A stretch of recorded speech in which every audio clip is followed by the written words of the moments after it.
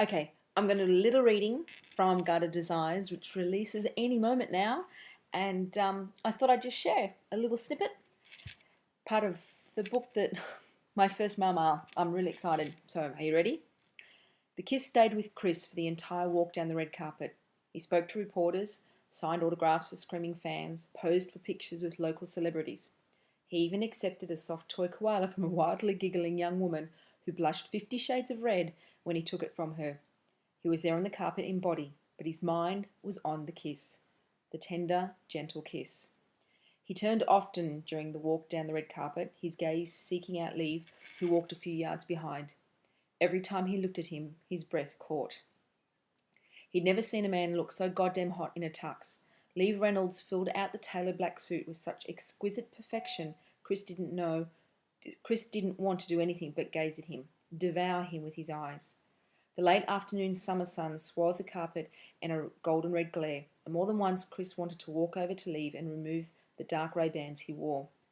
He wanted to see Leave's eyes, wanted to see himself reflected in their clear blue depths. Instead, he schmoozed the crowd, wooed the media, flirted with the ladies, and mocked his status as both a sex symbol and action star whenever it was raised. He pretended he was what the world knew him to be, but for the first time since fame had found him, he realised it wasn't enough. He realised he wanted something more. By the time the length of plush red carpet ended at the open doors of the IMAX theatre, the squealing cheers of the crowd had grown so loud it was almost deafening. Preparing to enter the theatre, to sit in the dark and stare at a film his movie career was hinged on, even as he contemplated what that career really meant to him, Chris turned and waved at the ecstatic spectators. It took a second for his mind to register something falling from the sky towards him, a dark object arcing through the air high over the heads of the people crushing against the velvet rope barricade in front of him.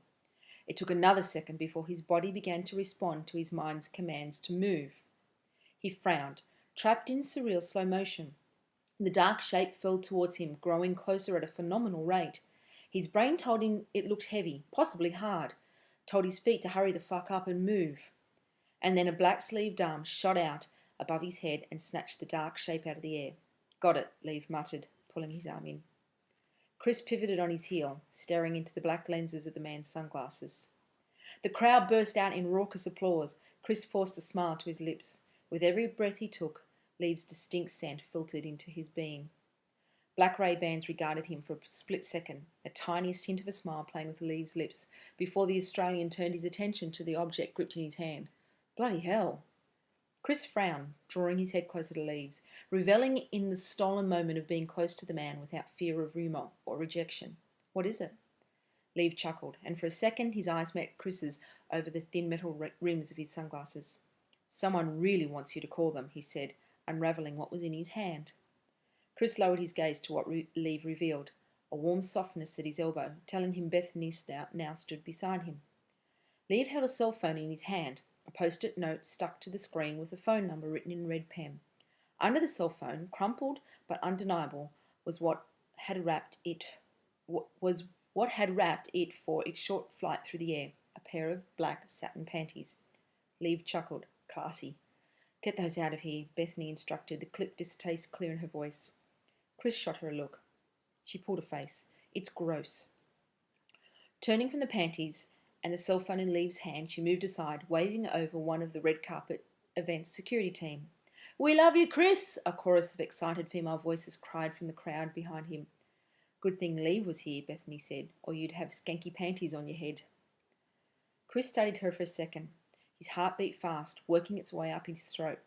He slid his gaze to Leave. The Australian was watching him with wordless calm. With a nod, he grinned at Bethany. You're right.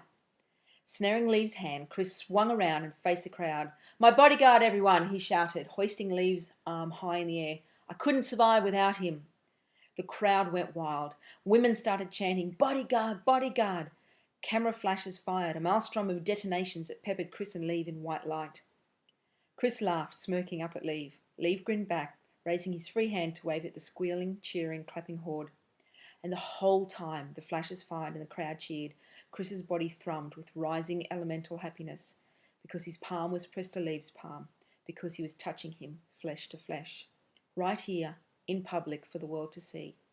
He revelled in that brief moment, loving it, never wanting it to end. A soft hand pressed at his shoulder. "It's time to go inside, Mr. Huntley," Bethany whispered in his ear. He bit back his growl of frustration, shooting Leave a quick look as the man disengaged his hand from Chris's. With a single nod, Leave stepped backward, distancing himself from Chris once more, returning to his place in the background, where the bodyguard of a celebrity belonged. Chris's gut rolled. He balled his fist, ground his teeth, and strode away through the open theatre doors into the opulent foyer. He didn't turn around to see if Leave followed him. He knew he wouldn't. Bodyguards did not sit beside the ones they were charged to protect during film screenings. Bodyguards sat a few rows back, away. Exactly where Chris didn't want him to be. So there you go. I hope you enjoyed it. And that was really exciting to read, actually. Okay, bye.